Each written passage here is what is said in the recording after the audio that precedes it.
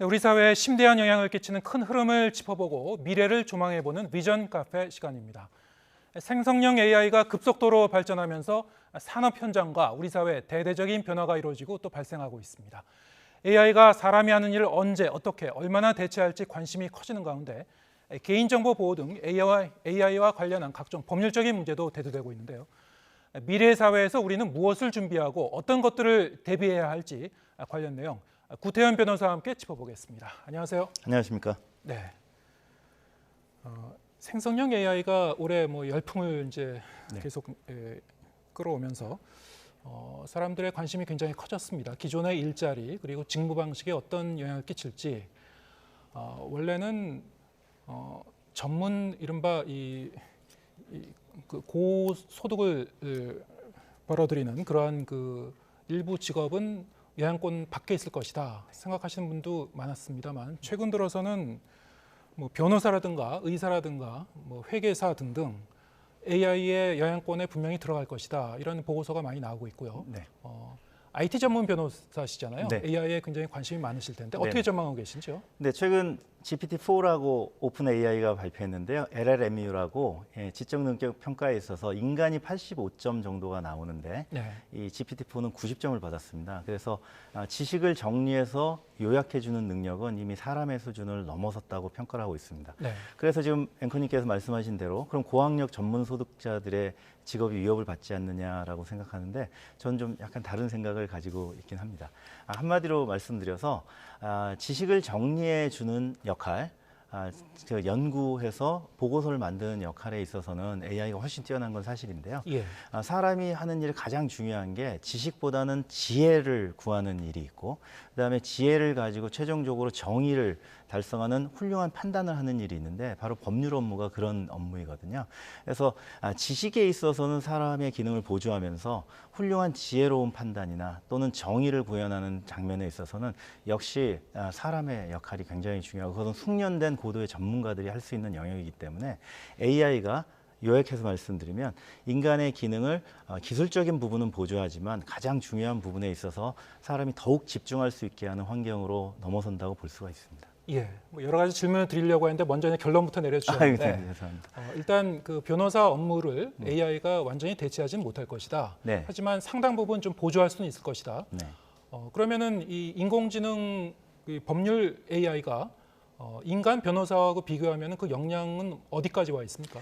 네, 인간 변호사는 수많은 법률 분야의 문헌, 판례 등을 모두 공부하기 어렵습니다. 저 같은 경우도 20년 이상 변호사를 했습니다만 예. 제가 주력하는 IT 분야, 지식재산권 분야, 그리고 공정거래 분야는 일부 분야에 있어 제 관심을 가지고 꾸준히 공부를 했습니다만 아직도 그 분야에 모두 잘하고 있지 못합니다. 근데 이렇게 어마어마한 분야에 많은 문헌들을 인공지능이 이미 다 학습을 해가지고 그것을 질문하면 바로바로 답을 내주거든요. 즉 문헌에 기반한 정보에 있어서는 인공지능이 인간의 두뇌의 수준을 훨씬 뛰어넘어서 쉽게 정리를 해줍니다. 이 예. 분야에 있어서는 인공지능이 훨씬 탁월한 것으로 평가되고 있습니다. 예. 문헌을 검색하고 맥락을 이해하고 추론해서 어떤 문항까지 작성하는 것이 생성형 AI가 잘하는 일 아니겠습니까? 네, 문장으로 만들어내줍니다. 예. 이를테면은 작년에 굉장히 인기를 끌었던 그 드라마죠. 이상한 변호사 우영우 같은 경우에 네네. 보면은 다른 변호사가 감히 생각해내지 못하는 그런 네. 어떤 법조문을 어디서 기억을 해서 네. 그것을 아주 슬기롭게 적용시키는 그런 네. 장면을 볼 수가 있는데 맞습니다. 이런 것도 AI가 좀 대체할 수 있는 겁니까? 훨씬 뛰어났습니다. 왜냐하면 그 바로 우영우 변호사가 잘하는 능력이 천재적인 기억력으로 연관 검색을 잘 해내는 것이지 않습니까? 예. 그래서 미국 드라마 슈츠에서도 마이크 로스라는 아주 기억력이 비상한 변호사가 아주 천재적인 역량을 발휘해서 바로 파트너 변호사의 아주 신임을 받아서 로스쿨을 중퇴했음에도 불구하고 로스쿨 아예 입학도 못했군요. 입학하지 못했음에도 불구하고 변호사처럼 활동하는 역할이 나오는데요. 예. 바로 이러한 변호사들의 역량을 바로 현실적으로 구현한 것이 바로 생성형 인공지능에 의한 법률 인공지능이라고 말씀드릴 수 있겠습니다. 이런 역량은 매우 뛰어난데요. 다만 우리 법률 업무라는 것은 어느 분야의 전문 업무도 마찬가지입니다만 문헌에 있는 정보를 잘 요약해서 정리하는 것만으로 끝나는 것이 아니라 네. 거기서 출발하는 것이기 때문에 바로 앵커님께서 질문하신 고학력 전문 노동자들을 대체하는 것은 당분간 어렵다고 저는 생각하는 것입니다. 예. 근데 변호사의 이제 직무를 들여다 보면은 네. 전현차 변호사가 하는 일과 고참 변호사가 할 수 있는 일 사이엔 어떤 간극이 있을 수 있을 맞습니다. 것 같고요. 네. 지금 말씀하신 AI가 도움을 줄 수 있는 부분은 전현차 변호사들이 많이 하는 일에 속할 것 같은데 네네, 그렇습니다. 실제로 로펌에 들어가면 어떤 일을 하게 됩니까? 맞습니다. 전현차 변호사들은 주로 주어진 사건에 있어서 문헌 검색을 해서 이를 보고서로 요약하는 일을 많이 합니다. 이걸 리서치 업무라고 하는데요. 예. 리서치 업무를 하는 것은 시간이 많이 걸리기 때문에 주로 전현차 변호사들이 담당하고 또 그 과정에서 전현차 변호사들이 법률 지식을 습득하면서 지식을 축적하는 단계로 성장하게 됩니다. 예. 그리고 그렇게 보고서를 받은 고년차 변호사들이 그 보고서에서 맥락을 짚어내면서 지혜로운 결론을 이끌어내는 자신의 전문적인 경험을 토대로 해서 결론을 이끌어내는 모습을 보여주면서 전연차 변호사들이 고년차 변호사들로부터 그런 지혜를 배우게 되는 것이죠. 예. 즉 지식을 정리해주는 전연차 변호사의 역할과 지혜를 가진 고년차 변호사가 함께 협업해서 일하는 것이 지금 법률사무소에서 일하는 모습이라고 할 수가 있겠습니다. 어떻게 보면은 뭐 의사라든가 회계사라든가 다른 전문 직종에서도 비슷한 그런 현상이 네, 아닐까 도제식 싶은데요. 교육입니다. 그것이. 예.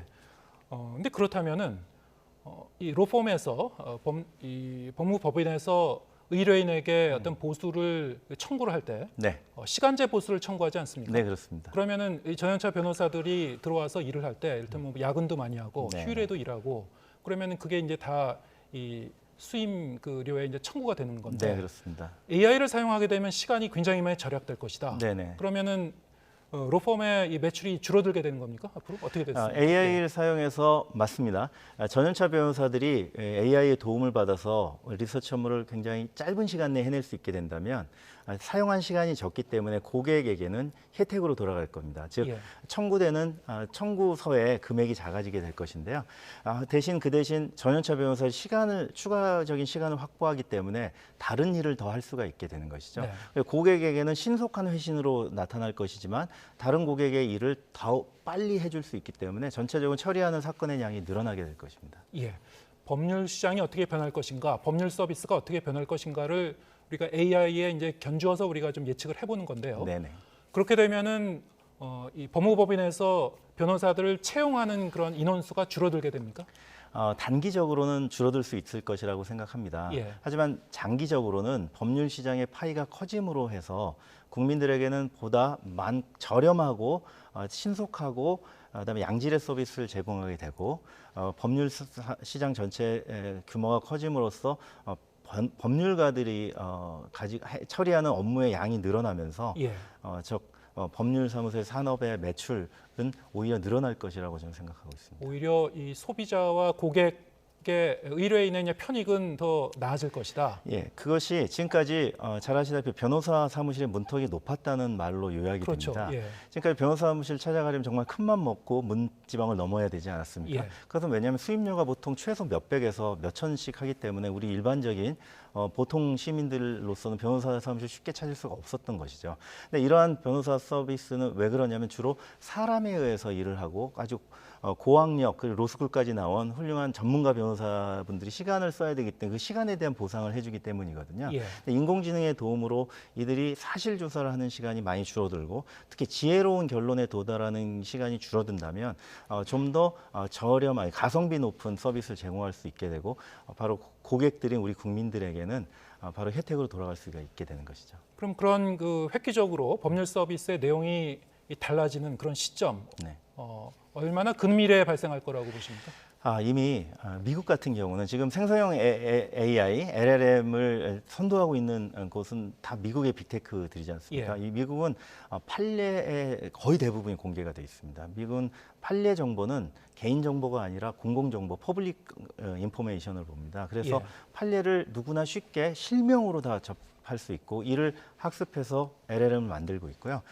그리고 그렇기 때문에 렉서스 넥시스 같은 미국의 선도적인 법률 정보 서비스 업체는 네. 바로 지난달에 AI 플러스라는 바로 LLM 법률 정보 검색 서비스를 내놓았는데요. 예. 이제 유료제 서비스다 보니까 아직 많은 분들이 접하지 못했지만 미국에서는 정말 놀랄만한 속도로 기존의 법률 지식을 잘 정리해서 쉽게 내놓는다고 합니다. 이렇게 발달해 나가고 있기 때문에 이제 앞으로 이제 법률 산업에 큰 변화를 가져올 수가 있게 되는 것이죠. 예. 환각 현상이 있지 않습니까? 네. 예, 생성형 AI에 그러면은 이 법률 AI 같은 경우에는 그 정확도는 뭐 문제시되지 않습니까? 네, 할루시네이션이라고 하는 것은 예. 원 정보가 부실하고 원 정보가 심지어 없는 영역에 있어서도 LLM이 사람처럼 답을 하다 보니까 예. 그 빈 공간을 바로 거짓 정보로 채워내는 현상을 말하는데요. 이 법률 정보는 문헌이 원문의 데이터가 양질입니다. 왜냐하면 판례, 법률, 그리고 논문 등으로 이루어져 있기 때문에 이것들을 제대로 학습해서 이 범위 내에서만 답을 하도록 설정을 한다면 예. 할루시네이션은 어떤 분야보다도 매우 적다고 말씀드릴 예. 수가 있겠습니다. 말씀을 듣고 보니까 네. 지금 뭐 다른 여러 그 분야에서도 앞으로 한 몇 년 안에 대학교의 교육 과정 자체가 좀 바뀌어야 된다. 이를테면 데이터 사이언스 같은 경우에도 이 프로그래머를 그 분석가를 양성하는 과정 자체가 좀 많이 바뀌어야 된다. 네네. 그런 얘기를 하는데요. 로스쿨 같은 경우에도 뭐 변호사 시험을 보기까지 네네. 지금 암기가 굉장히 많이 그 필요로 하는 그런 교육 네네. 과정 아니겠습니까? 네네. 좀 바뀌어야 되겠네요. 앞으로는. 네, 그 법률 지식을 단순히 묻는 식의 교육은 이제 거의 필요 없다고 볼 수 있을 것 같고요. 예. 바로 LLM을 활용해서 지식은 금방 획득을 하고 그것을 어떻게 적용하는가, 소위 우리가 말하는 리걸 마인드의 가장 중요한 논리적인 결론을 잘 이끌어내는 능력을 활용하는 부분에 있어서 훈련하고 그리고 그걸 테스트하는 식으로 교육과 시험이 바뀌어야 할 것 같습니다. 예. 변호사 업무를 주로 얘기했는데 그렇다면은 외국 같은 경우에는요. 판사가 재판 과정에서 판결문을 쓰는데 생성형 AI의 도움을 받았다. 이렇게 네. 얘기해서 좀 논란이 된 적도 네네네. 있었고요. 지방 의회의 조례가 통과됐는데 알고 보니까 AI의 도움을 받아서 만든 조례였다. 네네. 이거 역시 좀 논란이 됐습니다. 아직까지는 뭐 해외 토픽성의 소식입니다만 네. 이렇게 AI가 뭐 입법 과정이나 아니면은 판사의 판결 과정이나 여기에도 좀 개입할 여지가 있습니까 앞으로는?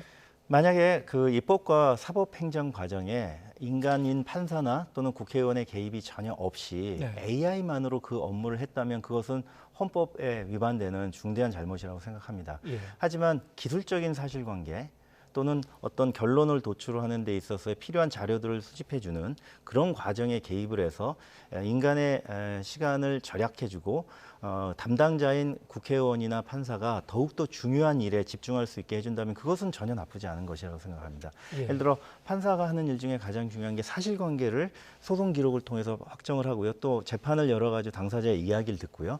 그래서 정리한 사실관계를 법률을 적용해야 되니 법률도 찾아내야 됩니다. 그러니까 사실관계를 확정하고 법률을 찾아낸 후에 이것을 적용하는 역할을 하는 것이 가장 중요하거든요. 예. 이렇게 사실관계 정확한 법률을 적용하면 결론이 나오고 그것이 유죄나 무죄냐 또는 이것이 징역이냐 벌금이냐를 결정하는 이제 기초가 되는 것인데요. 가장 중요한 이 바로 사실관계 인정 그리고 법률관계 확정 그리고 이것을 적용해서 결론을 내는 이 중요한 역할들을 판사 자신이 할 수 있게 한다면 예. 그 과정에서 AI의 도움을 받는다고 해서 그것이 하등 문제가 될 건 아니라고 생각합니다. 예, 고도의 어떤 이 규범적인 가치를 판단하는 일은 이제 판사의 몫이겠지만 그리고 그 일을 더 예. 잘할 수 있게 해줄 것 같습니다. 그렇군요. 네. 예. 근데 지금까지 우리가 얘기한 이 법조인이라든가 네네. 판사라든가 변호사라든가 AI의 도움을 받아서 어떻게 좀 더 좋은 법률 서비스를 제공하고 판단을 내릴 것인가 얘기를 했습니다만 네네. 특히 이 법률 서비스 같은 경우에는 기존의 제도나 문화와도 굉장히 밀접한 연관이 있습니다. 맞습니다. 요즘 이제 리걸 테크라는 얘기를 하죠. 네네. 이 법률 서비스와 기술을 접목한 그런 네. 이제 비즈니스 모델들이 많은데 현실적으로 보면 여러 가지 뭐 갈등도 많은 것 같아요. 네. 현황이 어떻습니까? 네, 우리나라에 지금 리걸테크 산업협의회가 구성이 돼 있고요. 코로나 직전이 2019년 12월에 결성이 돼서 지금까지 약 30여 개의 리걸테크 업체들이 회원으로 가입해서 활동하고 있습니다.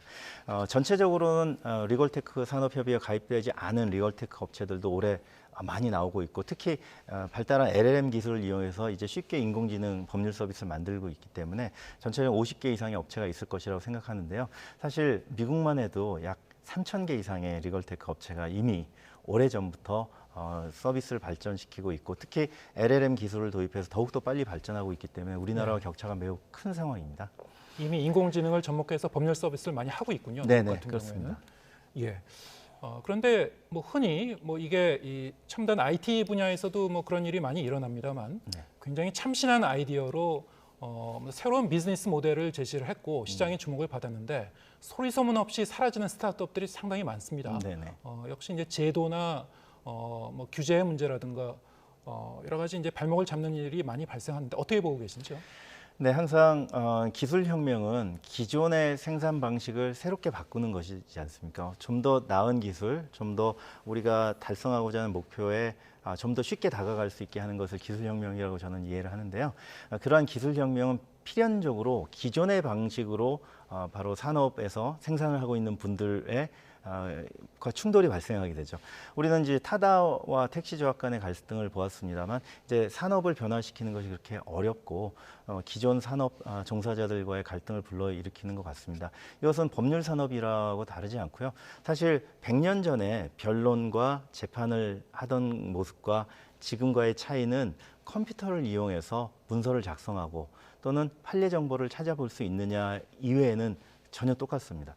즉 좀 더 자동화된 처리를 하고 있다고 볼 수 없거든요. 즉 법률 산업에는 아직 산업혁명이 오지 않은 것이라고 보여집니다. 네. 지금 법률 인공지능은 바로 법률 시장에 바로 이제서야 산업혁명을 가져오는 것이라고 생각하고요. 산업혁명 시기에는 역사적으로도 많이 나타나 있지만 기존의 방식으로 생산하던 분들의 길드를 형성해서 새로운 이 기술로 무장한 혁신 세력들과 갈등을 일으킨 것을 우리가 세계사에서 많이 보고 있지 않습니까? 예. 우리나라도 지금 약간 그런 상황에 있는 것 같고요. 하지만 우리는 항상 그렇듯이 지혜롭게 이것을 극복해낸 역사를 또 가지고 있기 때문에 우리가 한강의 기적을 이루었고요. 법률 산업도 이제 지금 단기적으로는 법률가 단체와 리걸테크가 약간 갈등을 일으키고 있는 모습입니다만 저는 조만간 일종의 대의적인 차원에서 새로운 기술을 도입하면서 같이 함께 국민들에게 정말 도움이 되는 법률 산업으로 발전하기 위해서 노력할 것이라고 이렇게 생각을 합니다. 네.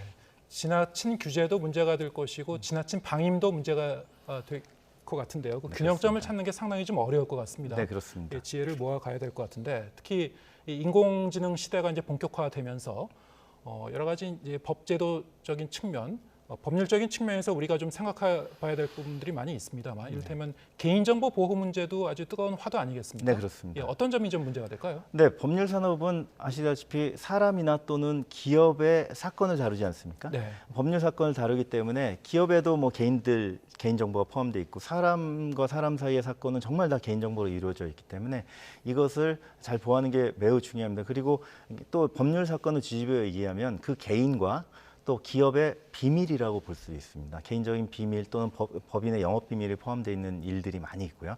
이런 것들이 리걸테크를 발전시키면서 쉽게 함부로 일반에게 노출돼 가지고 어떤 개인의 프라이버시가 침해된다든지 기업의 영업 비밀이 침해되는 이런 일은 없어야 되기 때문에 네. 적절한 개인정보 보호는 리걸테크 산업 발전에도 매우 중요하다고 말씀드릴 수 있습니다. 예. 하지만 한편 개인정보 보호가 너무 과잉되면 리걸테크의 발전에 장애가 되는 것이 사실인데요. 왜냐하면 지금 필요한 것이 미국이 앞서 나가고 있는 법률 인공지능을 우리도 따라잡아야 하는 게 우리 법률 산업의 과제이거든요. 근데 인공지능은 학습을 해야지만 똑똑해지지 않겠습니까? 네. 근데 학습할 데이터가 개인정보 보호 때문에 쉽게 구해지지 않는다면 학습할 대상이 없는 거죠. 그럼 법률 인공지능에서 우리는 엄청난 격차를 가져가게 될 것입니다.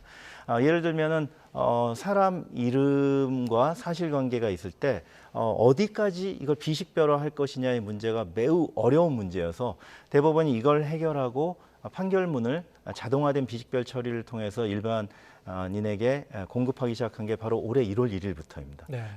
미국은 아까 말씀드렸다시피 판결문은 개인 프라이버시라고 보지 않기 때문에 이미 오래전부터 실명으로 판결이 다 공개되어 왔기 때문에 인공지능이 쉽게 발전했다고 그리고 우리가 격차가 이미 크다고 말씀드리고 있는데요.